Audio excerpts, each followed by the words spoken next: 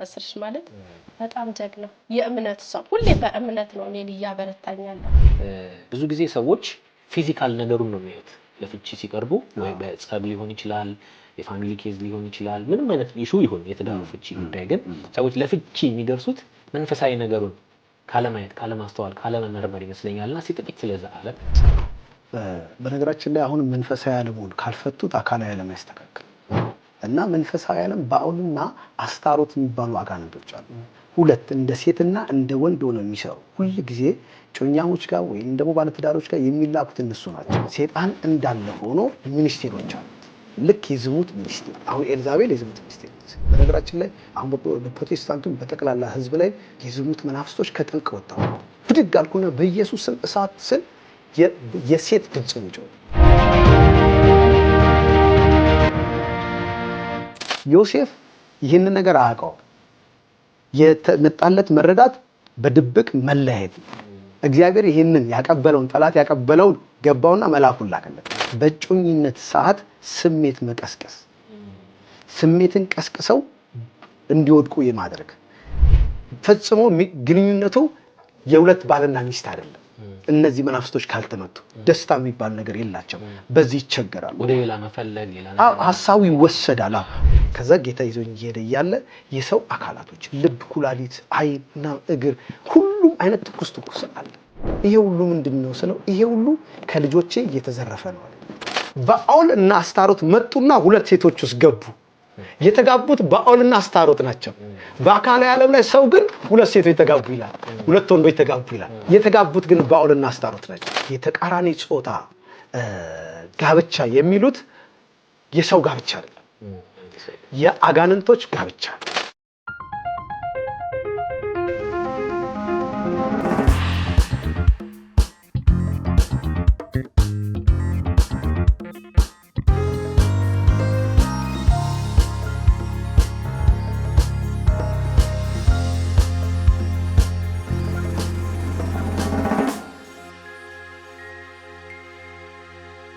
ሰላም ቅዱሳን እንደምን አላችሁ? ይህ ፓራዳይዝ ክርስቲያን ሚዲያ ነው። በየጊዜው ያስተምራሉ፣ ያንጻሉ፣ እንዲሁም ያዝናናሉ ብለን የምናስባቸውን ፕሮግራሞች ሁሉ እያዘጋጀን ወደ እናንተ እንቀርባለን። በሚዲያችን እየተዘጋጁ ከሚቀሩ ፕሮግራሞች መሃል አንዱ ጉብኝት የተሰኘው ፕሮግራማችን ነው። በዚህ ፕሮግራም እንግዲህ በወንጌል ያገለገሉን እናቶች፣ አባቶች እንዲሁም ደግሞ ጉብኝት የሚያስፈልጋቸው እህት ወንድሞቻችን ቤት ሁሉ እንሄዳለን፣ እንጎበኛቸዋለን።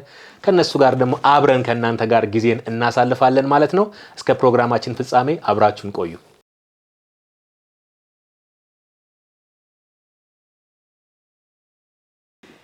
ነብይ እንዴት ናችሁ? ጌታ ኢየሱስ ይባረክ። ደህና ነን። እግዚአብሔር ፈቅዶ ደግሞ ዛሬ ድጋሚ ተገናኝተናል። ዛሬ በእኛ ሚዲያ ጉብኝት ይባላል ይሄ ፕሮግራም። የመጀመሪያ ፕሮግራማችን ነው። ደግሞ የመጀመሪያ ፕሮግራማችንን እናንተ ቤት እንድናረግ ፍቃደኛም ስለሆናችሁ እጅግ አድርገን እናመሰግናለን። እግዚአብሔር ያክብራችሁ። እኛም እድለኛ ነን። እግዚአብሔር ይመስገን። እግዚአብሔር ይባርካችሁ። የመጀመሪያውን በመሆናችን በጣም እድለኞች ነን። እናመሰግናለን። ያንተን ምስክርነት በጣም ብዙ ሰዎች ነው የሰሙትና ከዓለም ዙሪያ አንተም ጋር ሲደወል ነበር፣ እኔም ጋር ብዙ ስልኮች ነበሩና በጣም ብዙ ሰዎች ተባርከዋል፣ ተደስተዋል። ብዙ ሰዎች አይናችን ተከፍቷል፣ ብዙ ነገሮች እንድናይ ሆኗል። የት ነው ይሄ አገልጋይ ያለው የሚሉ ማግኘት እንፈልጋለን የሚሉ ሰዎች ነበሩና ይሄን ፕሮግራም ለመጀመርም ስናስብ እንደዚህ አይነት ሰዎች ጋር አገልጋዮች ጋር መሄድ ነበር ፍላጎታችን የነበረውና ያው እግዚአብሔር ፈቅዶ ዛሬ እናንተ ጋር እንዲሆን ተገናኝተናል። ጌታ ይባረክ። አሜን። ባለቤትህ አለች ቲጂዬ፣ ያው እነሱ ስለማያውቁሽ እስቲ ራስሽን አስተዋቂና ከሱን ጀምር። እሺ፣ አመሰግናለሁ። እኔ ትዕግስት ተክሉ እባላለሁ። የነብይ እስራኤል ባለቤት ነኝ። አለማየሁ ጀንበር ማለት ክብር ለእግዚአብሔር ይሁን፣ እሱ ባለቤቴ ነው። እግዚአብሔር ይመስገን። አሜን።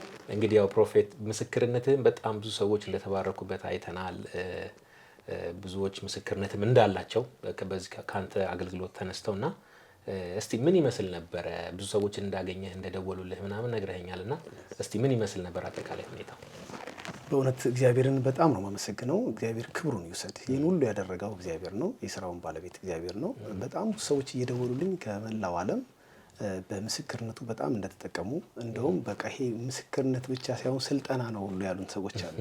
ስልጠና ነው ብታሰለጥነን ባኬት ነው ያለው አሉ። ብዙ ሰዎች ተጠቅመዋል። በዚህ ውስጥ ግን እኔ ምን አስተውላል ብትለኝ ከሚደውሉልኝ ሰዎች አንግል ሰው ብዙ ችግር ላይ እንዳለ ተረዳሁኝ እና ያንን ህዝብም ለማገዝ ማለት ለመርዳትና በመንፈሳዊ ዓለሙን ማለት ነው መንፈሳዊ ዓለሙን በደንብ ገልጠን ለማሳየት የበለጠ እንድነሳሳ አድርጎኛል። የሰው አቀባበልና ሰው ተጠቀምን። በጣም እግዚአብሔር ይባርክ። ከእግዚአብሔር ቃል ጋር እኔ አንድ ፓስተር ታደለ የሚባል በጣም ታላቅ ሰው አለና እግዚአብሔር ሰው ነው። እሱ ራሱ ደውሎ የነገረኝ ነገር በጣም ነው እግዚአብሔር እንዳመሰግን ያደረገኝ። አንደኛ ከእግዚአብሔር ቃል አንግል መንፈሳዊ ዓለሙን አንድ ላይ አያይዘው በመግለጥ በጣም ጥሩ ነው የሚሉ አስተያየቶች ብዙ ናቸው። የስራው ባለቤት የሆነው ይህንን ሁሉ ያደረገው ጌታ ኢየሱስ ክርስቶስን ከልብ እናመሰግናለን። ሁሉን ክብሩን ጠቅልለን ለሱ እንሰጣለን። ይሄ ነገር በመለቀቁ ምክንያት ስለሆነ ፓራዳይስ ሚዲያ ለዚህ ምክንያት ስለሆነ ደግሞ እግዚአብሔርን አመሰግናለሁ። እናንተንም አመሰግናለሁ። ምን ያህል እንደለፋችሁበት ምን አይነት ጦርነት ውስጥ ገብታችሁ በ9 ወር ውስጥ ታግላችሁ ይሄ እንደለቀቃችሁ እኔ በደንብ እረዳለሁ። ይሄ ነገር እንዲለቀቅ ሰው እንዲያውቀው አይፈልግም ነበር። እግዚአብሔር ዘራችሁን ይባርክ፣ ቤተሰቦቻችሁን ሁሉ ይባርክ ብዬ ከሰው የሰማሁት አስተያየት ከመላው ዓለም ሰዎች እየደወሉ በጣም ደስታቸውንና እንደው ስልጠና ነው ይሄ ምስክርነት ብቻ ሳይሆን ስልጠና ነው እያሉ ይነግሩኛል።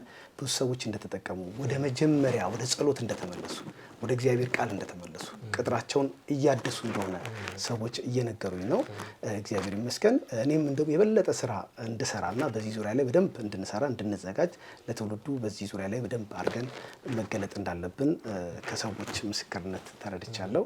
እግዚአብሔር የተመሰገነ ይሁን። ሰው ከተጠቀመልን ይሄ ነው ሽልማታችንም ክብራችንም። ታንኪዩ አመሰግናለሁ። ያው በጣም ብዙ ሰዎች ለምንድን ነው በተከታታይ የማያስተምረው፣ የት ነው የሚያገለግለው፣ የት ነው የምናገኘው የሚሉ አስተያየቶችን ሰማውና ይሄንንም ፕሮግራም ስናስብ ሰዎች እንዲያውቁት የፈለግነውም ነገር ስላለ እንደ ሚዲያም ያው እንደናንተም ነው እንደ ቤተሰብ እሱን ወደ በኋላ እንመጣበታለን። ግን ያው እስቲ ትንሽ ከዚህ በፊት የነበረውን ምስክርነትን ማንነትን ያውቃሉ ሰዎችና አይ ቲንክ 19 ዓመት በትዳር 19 ዓመት ከተጋባን 19 ዓመት ከ4 የተባረኩ ልጆች ጋር እግዚአብሔር ይመስገን። እስቲ ጥቂት ንገረን ስለሱ። ያው ምክንያቱም እዚህ ምስክርነት ላይ በጣም ብዙዎችን የነካች የሆነች ፓርት አለች። በተለይ የተጋባችሁ ሰሞን በሽቦ አልጋና ክዳን ላይ ኢቭን በምላጭ ሽንኩርት ከትፋችሁ ምግብ ትሰሩ ነበረ ምናምንና እስቲ አስታውሰን ጥቂት ምን ይመስላል? እግዚአብሔር የተመሰገነ ይሁን። ያው እኔ ውድ ባለቤቴን ትጂን ሳገኛት ጮኝነታችንን ወጣት ከጨረስን በኋላ ወደ ጋብቻ ስንመጣ በዛ መልኩ ነው እንደገለጥኩት።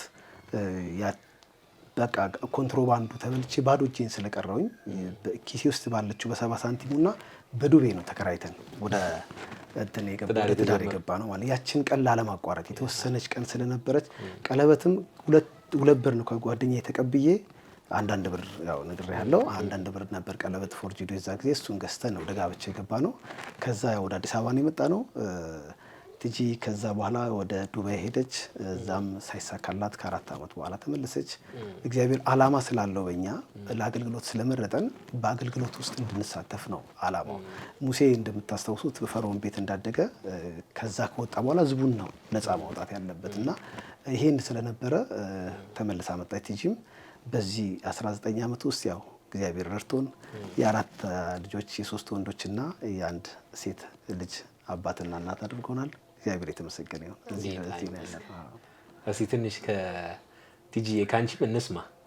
ፕሮፌት ምን አይነት ሰው ነው? በዚህ 19 ዓመት ጋብቻችሁ ምን ይመስል ነበር የሚለውን እስቲ በጥቂቱ አንቺ ማስታወሽን ምን ይመስል ነበር ቲጂ? እሺ፣ ክብር ለእግዚአብሔር ይሁን።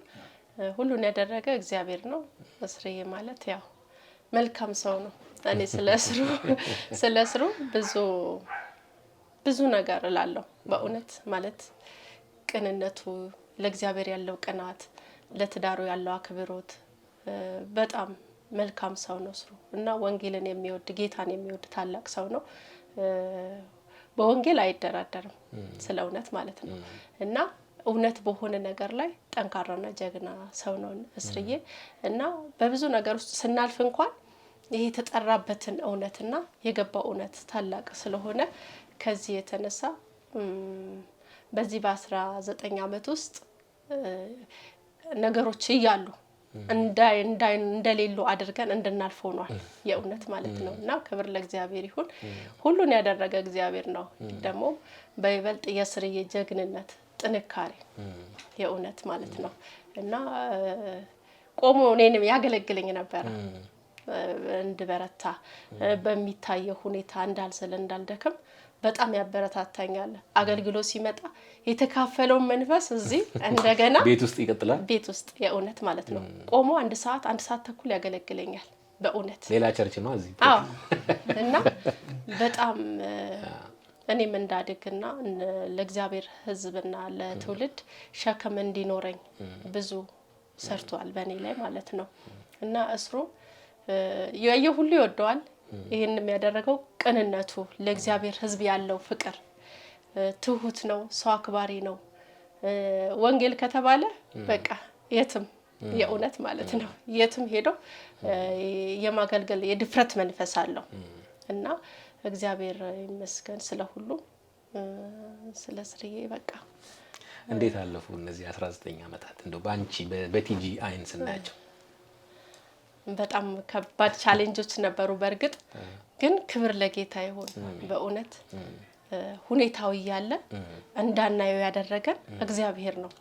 አንዳንዴ ነገሮች በጣም የሚያስፈልግ ነገር አስፈልጎን አልፈናቸው ሲሆኑ እንዴት አለፍን ያን ጊዜ ምንልበት ጊዜ አለ እና ምንድነው እንዳናየው ያደርገዋል እግዚአብሔር።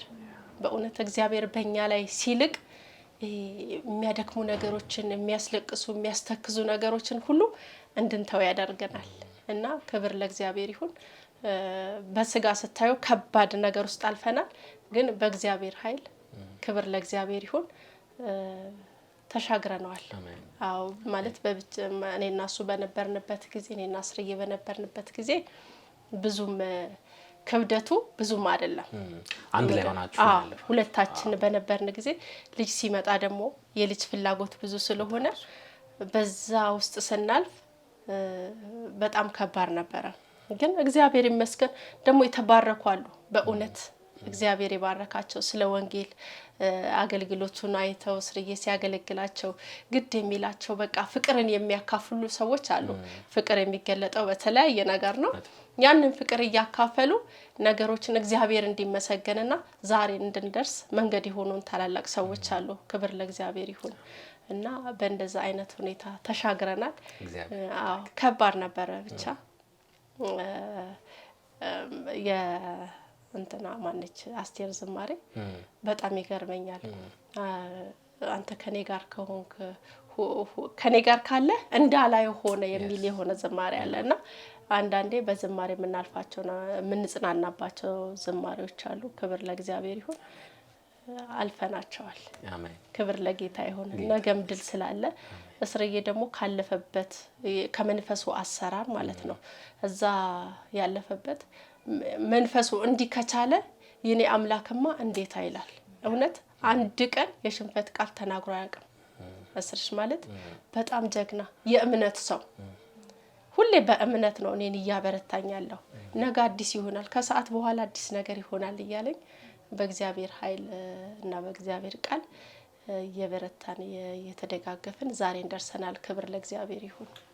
አሜን። እስኪ ጥቂት ስለ ትዳር እናውራ ነብይ። ያው መጽሐፍ ቅዱሳችን ሲናገር ጋብቻ ክቡር ነው መኝታውም ንጹህ ነው ይላልና ትዳር የእግዚአብሔርን በጎነት፣ ምህረቱን፣ ቸርነቱን የምናይበት ትልቅ ተቋም ነው። በዛው ልክ ደግሞ ውጊያ ይበዛበታልና ብዙ ጊዜ አሁን ላይ እንደ ሀገርም እንደ ዓለማችንም ስናየው ፍቺ እየበዛ ነው እና ያ ነገር መንፈሳዊ ነው ብዬ አምናለሁ እኔና ለምንድን ነው ትዳር ውጊያ የሚበዛበት? እስቲ ጥቂት ስለሱ በላይ። በጣም ጥሩ። ትዳር ላይ ውጊያ የሚበዛበት አንደኛ የእግዚአብሔር ተቋም ስለሆነ እግዚአብሔር የጀመረው ሰው ብቻውን ይሁን ዘንድ መልካም አይደለም ብሎ እግዚአብሔር የጀመረው ስለሆነና ሰይጣን ዲያብሎስ ከነግብረ አበሩ የእግዚአብሔር ጠላት አይደሉ። ስለዚህ የእግዚአብሔር ተቋም ስለሆነ፣ ሁለት ደግሞ ትዳር ማለት ነገ ጄኔሬሽን የሚፈጠርበት ነው፣ ትውልድ የሚፈጠርበት ነው። ጄኔሬሽንን ትውልድን ማበላሻ አድርጎ ይጠቀምበታል ጠላት። ከዚህ የተነሳ ጠላት ውጊያውን ያባብሰዋል ማለት ነው። ትዳር ላይ አሁንም እንዳልከው በጣም ውጊያ የሚበዛው ጋብቻ ክቡር ነው መኝታውም ንጹህ ነው እንደሚለው የእግዚአብሔር ቃል ይሄ ክቡር መሆኑን ስላወቀ ዲያብሎስ በቤተክርስቲያንም ስለተመሰለ ትዳር አጥብቆ ይዋጋዋል። ትዳርን በእነሱ የሚፈጠሩ በባልና ሚስቶች ውስጥ የሚፈጠሩ ልጆች ነገ ብዙ ሀገርን ቤተክርስቲያንን የሚጠቅሙ መሆኑን ስለሚያውቅ ትውልድ ስለሆነ የትውልድ ማፍለያ የትውልድ መባዣ ቦታ ስለሆነ ትዳርን ሁልጊዜ አጥብቆ ይዋጋል ጠላት። አንደኛ እግዚአብሔር ተቋም ስለሆነ ነው። ሁለት ደግሞ የትውልድ መውጫ ስለሆነ ለሀገርም በዛ ውስጥ ነው። ትውልድ ያው ወልደው ነው ልጆች ሀገርን የሚጠቅሙት፣ ቤተክርስቲያንን የሚጠቅሙት፣ ቤተሰብን የሚጠቅሙት። ከዚህ የተነሳ እዛ ላይ አጥብቆ ይዋጋዋል። ባልና ሚስቶችን ተዋግቷቸው ችግር ውስጥ እንዲገባና በማፋታት የተፈጠሩ ልጆች ካሉ አቢዩዝ ይደረጉና ልጆቹ ለማይጠቅሙ ነገር እንዲውሉ ያደርጋሉ። ትውልድ ይቆማል። እንደው እዚህ ላይ ግን ነብይ የሚታየው ከማይታየው ነው የመጣው ይላል መጽሐፍ ቅዱስና ጥቂት ስለ መንፈሳዊ ፓርቱ እንድታወራንም ስለፈለኩኝ ነውና ብዙ ጊዜ ሰዎች ፊዚካል ነገሩን ነው የሚያዩት ለፍቺ ሲቀርቡ፣ ወይ በጸብ ሊሆን ይችላል፣ የፋሚሊ ኬዝ ሊሆን ይችላል፣ ምንም አይነት ኢሹ ይሁን የትዳሩ ፍቺ ጉዳይ ግን ሰዎች ለፍቺ የሚደርሱት መንፈሳዊ ነገሩን ካለማየት፣ ካለማስተዋል፣ ካለመመርመር ይመስለኛልና ጥቂት ስለዛ ዓለም በለን። የሚገርም ሀሳብ ነው። በነገራችን ላይ አሁን መንፈሳዊ ዓለሙን ካልፈቱት አካላዊ ዓለም አይስተካከል። ሰው ብዙ ጊዜ በአካላዊ ዓለም ጠብ ይመስላል፣ ወይም በቤተሰብ ወይም በሷ ቤተሰብ ወይም በሱ ቤተሰብ ወይም ኢኮኖሚ ችግር ወይም የተለያየ ነገር ይመስላል፣ ወይንም የባህሪ ምናምን ይመስላል። ወይንም ደግሞ እንደው በጣም ግልጽ ስናደርገው ማለት ነው የአልጋ አካባቢ ላይም ችግሮች የሚፈጥሩት እነሱ ናቸው። የሰዎቹ ችግር ወይ የሱ ወይ የሷ ይመስላቸዋል ሰዎች፣ ግን አይደለም። የሚፈጠረው መንፈሳዊ ዓለም ላይ ነው የሚፈጠረው ይሄ ነገር። እኔ እንደውም አንድ ካየሁት ነገር ተነስቼ ልንገር። በአንድ ወቅት ገና ቲጂዬን ሳላገባት በፊት 5 ጓደኛሞች ነበርንና በጌታ አዲስ ነን፣ 1 ወር ምናምን አካባቢ ነን። አንደኛው ልጅ ግን በጌታ ቤት የቆየ ልጅ ነው እና መንፈሳዊ ነገር አየና እንደ ስለ መንፈስ ዓለም ሳወራ ሰምቶ እባክህን እስቲ መንፈሳዊ ነገር ማወቅ እፈልጋለሁ ብሎ ቤት ተከራይተን አብረን መኖር ጀመርና ስንጸልይ አንድ ጊዜ አስታውሳለሁ በተኛንበት እኔ እንዲተኝቻለሁ፣ ልጁ እንዲተኝቷል። ሌሊት በእውነት ላለው አይቻት ማላቃት፣ በፊልምም አይቻት አላቀም፣ በአካልም አይቻት ማላቅ ሴት መጣች እና መንፈሳዊ ዓለም ባኦልና አስታሮት የሚባሉ አጋንንቶች አሉ። ሁለት እንደ ሴትና እንደ ወንድ ሆነው የሚሰሩ ሁሉ ጊዜ ጮኛሞች ጋር ወይንም ደግሞ ባለትዳሮች ጋር የሚላኩት እነሱ ናቸው። ይሄኛውን አካላዊ ዓለም ላይ እግዚአብሔር ፕሮግራምን ለማጣላት እንዲፈርስ ለማድረግ የሚላኩ አሉ። እንደገናም ቅድስናንም ለማጓደል የሚላኩ አሉ። እና ለዚህ የተመደቡ ለምሳሌ በቀላል ቋንቋ አሁን የኛ ሀገር በጠቅላይ ሚኒስቴር ነው የምትመራው። ከዛ ደግሞ ሚኒስቴሮች አሉ፣ የግብርና ሚኒስቴር፣ የገንዘብ ሚኒስቴር ምናምን ይባላል አይደል? ሰይጣን እንዳለ ሆኖ ሚኒስቴሮች አሉት። ልክ የዝሙት ሚኒስቴር አሁን ኤልዛቤል የዝሙት ሚኒስቴር ነች። አሁን በትዳር ላይ የሚሰሩ ከጮኝነት ጀምሮ ትዳር ላይ የሚሰሩ እንዲፋታ የሚያደርጉ በሚኒስቴር ደረጃ በጨለማው ዓለም ማለት ነው ስልጣናት፣ ኃይላት፣ አለቆች ብሏቸዋል ማነው ሐዋርያ ጳውሎስ በኤፌሶን ምዕራፍ 6 ላይ በዚህ ላይ የሚሰሩ አሉ። እና እንደ ሴት እንደ ወንድ ሆነው የሚሰሩ እንደው በጣም እንደው ቀለል ላድርግልህ ካልኩ ደግሞ ማነው ዮሐንስ ራእይ ላይ ምዕራፍ 1 ላይ ካየኸው ዮሐንስ ራእይ በነገራችን ላይ ራእይ ነው እና የፊውቸር ከአንደኛው መቶ ክፍለ ዘመን ኢየሱስ እስኪመጣ ድረስ ሰይጣን የሚሰራውን አሰራር የተገለጠበት መጽሐፍ ማለት እግዚአብሔር አብ አየውና ወደታች ሰይጣን ፕሮግራሙን ቀይሯል። በፊት ኢየሱስ ከመሞቱ በፊት የሆነ አሰራር አለው። አዳምን ጥሎታል። ስለዚህ በቁጥጥር ስር አውሎታል። በሱ ግዛት ውስጥ ነው ያለው። ለምን ሰው ሁሉ በሰይጣን ባርነት ውስጥ ነበር የነበረው ኢየሱስ መጥቶ እስኪሞት ድረስ።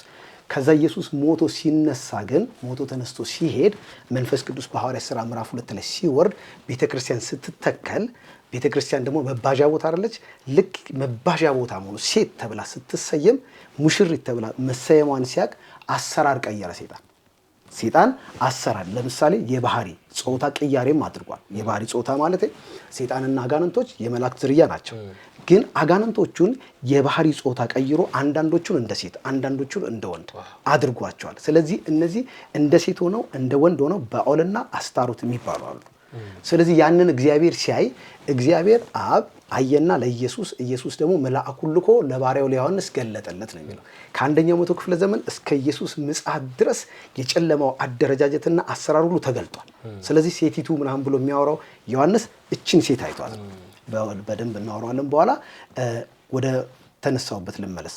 እኔና ያ ጓደኛዬ አብረን ተኝተን አይቻት ማላቀው በምድር ላይ በፊልምም ብያለሁ በአካልም እንደሱ አይነት ቆንጆ አይቻላቅም። መጣች ሌሊት ያው ትውልዱ እንዲማርበት ግልጽ እኛ አንድ ቀን መሄዳችን ወደ ጌታ አይቀርም እና ግን የሚቀጥለውም ጄኔሬሽን አሁን ያለውም ጄኔሬሽን ምን እንደሆነ እንደዚህ የሚያደርገው ምን እንደሆነ በነገራችን ላይ አሁን በፕሮቴስታንቱም በጠቅላላ ህዝብ ላይ የዝሙት መናፍስቶች ከጥልቅ ወጥተዋል። ጮኝነትን የሚመቱ ትዳርን የሚመቱ ሰዎችን ቅድስናቸው እንዳይጠበቅ የሚያደርግ እግዚአብሔር ቅዱስ አይደለ እናንተም ቅዱሳን ሆኖ አይደለም ይሄንን የሚቃወም የወጣ አሰራር አለ። ለዛ ነው የምገልጠው እና ያቺ ሴት ሌሊት መጣችና እኔን መነካት የሌለበት ክፍሌን ትነካ ጀመር። ስትነካ ድንጋይ ምንም ብትነካው ምንም የለው አይደለ ልክ እንደዛው እንባታል። እንደዛ ሰውን በጣም ትናደድና ከመካከላችን አንድ ቆንጅዬ ልጅ አለ ከአምስታችን ጓደኛሞች ማለት ነው። ወደሱ ዞር ስትል እሱን ፈገግ ሲል ሄዳ ወገቡን አቀፈችው ማለት ነው። ከዛ እሱም አቀፋት። እሷ ስትሄድ ሌላ ፀጉሯን ጨበሬ ያደረገች ይሄ ጡቶቿን ደግሞ ግማሹ ይወጣ አንድ ጠየም የምትል መጣችና ስሜ አለማየሁ አይደለ በፊት አሌ ብላ ወደኔ ስትመጣ የእግዚአብሔርን ድምጽ ሰማሁኝ። በዛ ሰዓትም ልጄ ሆይ ያቺን አሸንፋል እችንም ታሸንፋታለህ የሚል ድምጽ ሰማሁ። ከዛ ነቃው ተነሳውና ተንበርክኬ መጸለይ ጀመርኩኝ። ሁለት ስራ እንዳለብኝ ተረዳው። አንደኛው ስራ ልጁን ማዳን፣ ሁለተኛው ደግሞ ራሴን መጠበቅ የሚለውን አሰብኩና ጠዋት ተነስቼ ይገርማል ልጁ ጋር ሄድኩኝ። ልጁ ጋር ሄጄ ሱቅ ሲከፍት ደረስኩኝ። ነገርኩት ህልሙን ስነግረው አትርፈኝ ባካሌ አትርፈኝ አለኝና ለካ ከሰዓት ችግር ውስጥ ሊገባ ነው ልጁ። ቀጠሮ አለ ግልጽ ስናደርገው ማለት ነው። አሁን ይህን ቀጠሮ ያቀነባበረችው እቺ ኤልዛቤል ነች። አየህ የመጣችው እኛ ጋር ለአምስታችን የተላከች ማለት ነው። ከዛ ጾም ጸሎት እንግባ አለ። ሱቁንም ዘግቶ ጾም ጸሎት ሄደን ገባን። እግዚአብሔር ረዳው መታን። እሱ ሰላም ሆነ። እግዚአብሔር ይመስገን አሁን ድሮ ትልቅ ሰው ሆኗል። እግዚአብሔር ይባረክ። እኔ ደግሞ ራሴን መጠበቅ ስለነበረብኝ በስራም የምገናኛቸው በቸርች የምገናኛቸው ሴቶች ሲሪየስ ይህ ስሜት ቀስቃሽ ሀሳቦች በሙሉ የዚህ ሴት ፍላጻ ነው። ከዛ መጠንቀቅ እየጀመርኩኝ ራሴን ስጠብቅ እንደዚህ ሆነ። አንድ ቦታ ላይ የሆነ ዕቃ ጭኜ ልመጣ ሲሄድ በጣም የሚገርም ሌሊት ላይ መጣቸው። ያቺኛዋ ቀይዋ ሳትሆን እቺን ጠየም ያለችዋ ሌሊት ላይ አንድ ወዳጅ ያለ ከሱ ጋር ተኝቻለሁ። ሌሊት 7 ሰዓት ጭኜ ልወጣ ነው። እሱ እንዲተኝቷል፣ እኔ እንዲተኝቻለሁ። ረጅም ዓመት አብረን ይሰራል ልጅ ነው፣ ጨዋ ልጅ ነው። እንደዚህ ተኝተን ሌሊት ላይ እጁ በሌላ አካል እንደተነሳ እስኪታወቀኝ ድረስ ብድግ ብሎልህ እጁ እግሬ ላይ ሲያርፍ ድሮ በጌታ ሳንሆን ያሳለፍነው ላይፍ አለ አይደለ ብዙዎቻችን ያ ወደ አይምሮ የመጣ ከዛ ህልሙ ትዝ ሲለኝ በጌታ በኢየሱስ ስም ብዬ ስጮህ እውነት እልሃለሁ ይሄ ልጅ ባለፈው ህልሜ ላይ ያየዋት ሴት ድምጿን የማውቀው የእሷን ድምፅ ጮህ ብድግ አልኩና በኢየሱስ ስም እሳት ስል የሴት ድምፅ ነው ጮህ። ከዛ በጌታ አይደለም ብዙ ጊዜ መስክሬለታለሁ። ተነሳው መታው እሳት ስል ነደደች፣ ጮኸች። ጮይና ውጪ ብያዘዝኩኝ። ጮኻ ስትወጣ ልጁ ላበላ ሆኗል። ምንድነው ብዬ ስጠይቀው እኔ ያየዋትን ያየው የሆነች ጠይም መጣች፣ ፀጉሯ እንደዚህ ጨበሬ ነገር ሁለት እንደ ጡቶቿ እንደዚህ ግማሹ እንትን ያደረገች ምናምን ብሎ ነገረኝ። ይሄ ማለት አጋንንት ነች። አሁን ለሱ ዝርዝሩ መንገር በዛት አይገባውም አልኩና ስለ ኢየሱስ አዳኝነት ነገርኩትና አጋንንት ነው ተመለሳ እንዳትመጣ ንስሐ ገባ አልኩት። ወዲያውኑ እጁን አነሳ፣ ንስሐ ገባ። ወደ አሰላ ከተማ አብረን መጣን። አሁን ያም ሰው በጌታ ሆኖ የ5 ልጆች አባት በእግዚአብሔር ቤት ውስጥ በሽምግልናው ያገለግላል አሁን። ስለዚህ አሉ ማለት ነው እርኩሳን መናፍስቶች ሴትና ወንድ ሆነው የሚሰሩ አሉ። እጮኝነትና ትዳር ከእጮኝነት እንዴት እንደሚጀምሩ ላስረዳክ። ወደ እጮኛሞችም የሚላኩት ባኦልና አስታሮት ናቸው። ሁለቱ ናቸው ሲላኩ። ባኦል የሚባለው ሴቷ ጋር ነው የሚቀርባት ወንዱ። ከዛ ስለሷ ትክክለኛ ያልሆነ መረዳት እንዲረዳ ባኦል ሴቷ ጋር ነው የሚላከው። አስታሮት ደግሞ ወንዱ ጋር ነው የሚላከው። አስታሮት ወንዱ ጋር ሲላክ ልክ የምታስረዳው ትክክለኛ ያልሆነ ባህሪዋን ነገን የሚያስፈራ ወደ ጋብቻ እንዳይመጡ የሚያደርግ ድምጽ ነው የምታሰማው። እውቀት በሙሉ ውሸት ነው የምታወራው። የሚሰጠው እውቀት በሙሉ ትክክል አይደለም። በእግዚአብሔር ቃል የተሞላ ካልሆነ ያ ሰው እንደ እግዚአብሔር ቃል የመለየት ነገር ከሌለው ጠላትን የሚመታ ካልሆነ የምትሰጠው እውቀት ሁሉ ትክክለኛ አይደለም። ለባኦልም ደግሞ ለሷ ሄዶ የሚሰጣት እውቀት ስለ ጮኛዋ ትክክል አይደለም። ለምሳሌ ላስረዳ። በእግዚአብሔር ቃል ቅድስት ድንግል ማርያም የጸነሰችው ከመንፈስ ቅዱስ አይደል? ዮሴፍ ይህን ነገር አያውቀውም። የመጣለት መረዳት በድብቅ መለያየት ነው። እግዚአብሔር ይህንን ያቀበለውን ጠላት ያቀበለውን ገባውና መላኩን ላከለት። መላኩን ላከና ያጸነሰችው ከመንፈስ ቅዱስ ነው፣ ከሰው አይደለም። እጮኛን ይዘህ ከመሄድ አትቆጠብ ሲለው ተረድቶ ያንን አደረገ። ልክ እንደዚሁም ሰዎች ወደ ጋብቻ እንዳይመጡ ሲመረምሩ ሰው ተመርምሮ የሚያልቅ ፍጥረት አይደለም። የእግዚአብሔር ፍቃድ ብቻ ካወቅ መጋባት ነው። ስለዚህ ትክክለኛ ያልሆነ መረጃ ይሰጡታል። እነዚህ ባኦልና አስታሮቶች ለሴቷ ባኦል ለወንዱ ደግሞ አስታሮት፣ ሴቷ ተጠግታ ታወራለች። ያንን እጮኝነት የማፍረስን እንዳይግባቡ የማድረግ እንደዛ ያደርጉታል።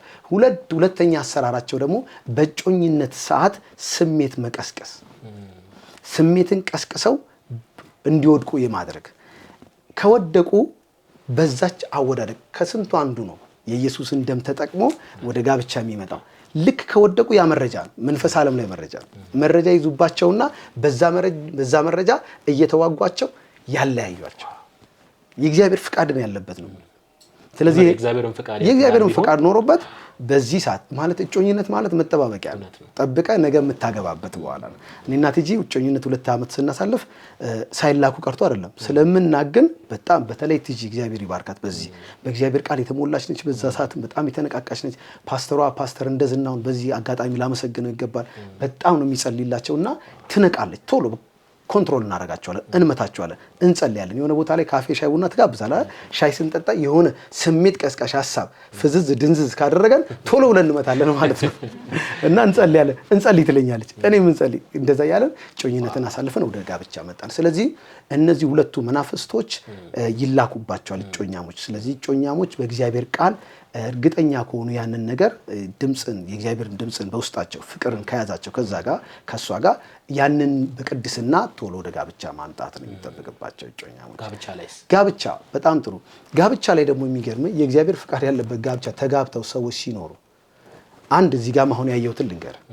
ቲጂ ሌላ ቦታ ዱባይ ሄዳ እኔ ጎተራ ግቢ ይኖር ነበርና በሆነ ወቅት ሁለት የተጋቡ ጥሩ ቤተሰብ የጌታ ልጆች ተጣልተው ሰማሁ እና እሱ ነገረኝ፣ ለኔ ባልየው ነገረኝ። እቤት ስጸልይ ባኦልና አስታሮትን አካባቢያቸው ላይ አየዋቸው። ቀጥታ እቤታቸው ሄድኩኝ። ከዛ ምንም እንዲና እንደዚህ በነገራችን ላይ ሽማግሌ ብትል የእውቀት ሰዎች ብትል ጣልቃ ቢገቡ አይሆንም። መንፈሳዊ ዓለም ላይ ያሉትን ባኦልና አስታሮትን አውጥተው ወደ ጥልቅ ካልከተቷቸው ከመታላቸው እርግጠኛው የምነግር እነሱ ዝም ብለው ነገሩ መንፈሳዊ ነው። ከዛ አየውና አሁን ምንድነው ጠባችሁ ምንድነው አላልኩም። እስቲ እንጸልይ ነው ያልኳቸው። እንጸልይ ያልኩኝ መንፈሳዊ ዓለም ላይ እነዛን መተዋቸው ወደ ሲኦል ጣልኳቸው። ከዛ ነገሩ የለም፣ ምንም ነገር የለም። እየተጣሉበት በሌለ ነገር ነው የሚጣሉት። አየህ ባኦል ለሷ የሰጣት ዕውቀት ነበር፣ አስታሮት ለሱ የሰጠችው ዕውቀት ነበር። ያ ዕውቀት ነው የሚያጋጫቸው። በነገራችን ላይ ባኦል እሷ ጋር ቆሞ ባልየዋ ሲናገራት ትርጉም ይቀይራል። ትርጉም ሲቀይር ጆሮዋ ጋር ትርጉም ሲቀይር ሌላ ነገር ያላት ነው ይመስላል። እሱ እኮ ያለው ሌላ ነገር ነው።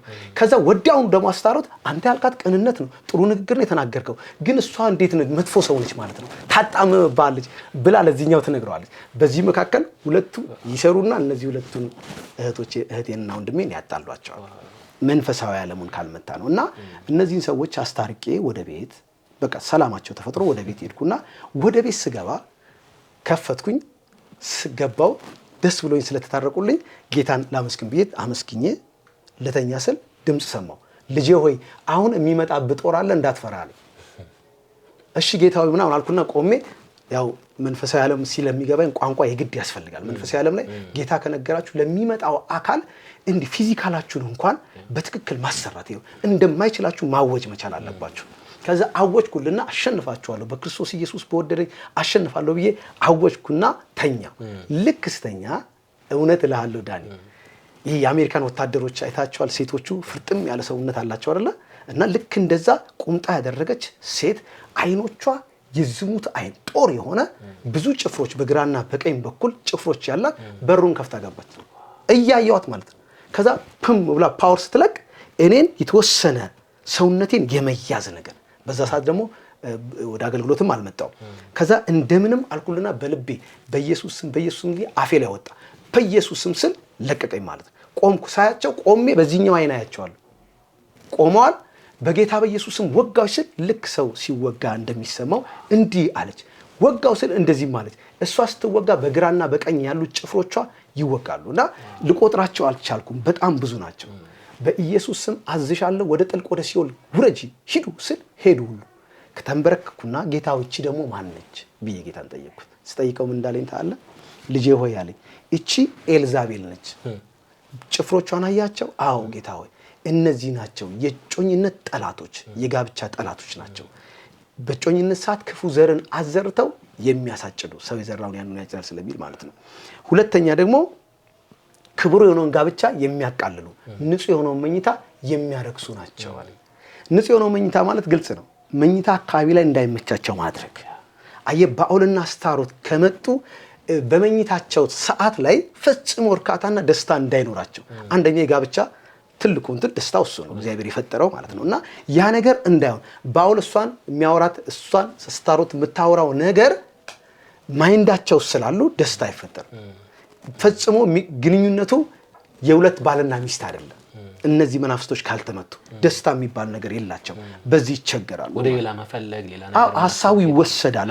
ወይኔ ድሮ ያሳለፈው ላይፍ እሱ ትዝ ይለዋል። ከሚስቱ ጋር አይደለም እዛ ነው ያለው። አይ ተሰርቋል፣ አእምሮ ይሰረቃል ማለት ነው። እና እንደዚህ አይነት ደስታ ተጠባብቀው ደስታቸውን እንዳይገልጡ ያደርጋል ማለት ነው። እና ከዛ የሚገርም ክቡር የሆነውን ጋብቻ የምታቃልን ንጹህ የሆነውን መኝታ የምታረክስ የልጆቼ ጠላት ነች፣ አጥብቀህ ተዋጋታለች። ከዛ በኋላ ስለ ጮኛሞችና ስለ ትዳር በጣም ውስጥ የሸክም የገባው በዛ ነው። ጸልያለሁ ከቲጂ ጋር አብረን በጣም ነው የምንጸልየው። ስለ ሁሉም ስለምናቀውም ስለማናቀው ትዳር ላይና ጮኝነት ላይ ያሉ ሰዎች ላይ እንጸልያለን። እና ይሄንን አየውና ይሄን ሰምቼ ተኛው። በሚቀጥለው ቀን እውነት እልሃለሁ ይሄ ለሁሉም አይሆንም። እንደዚህ አይነት ንግግሮች ለሁሉም ላይሆን ይችላል።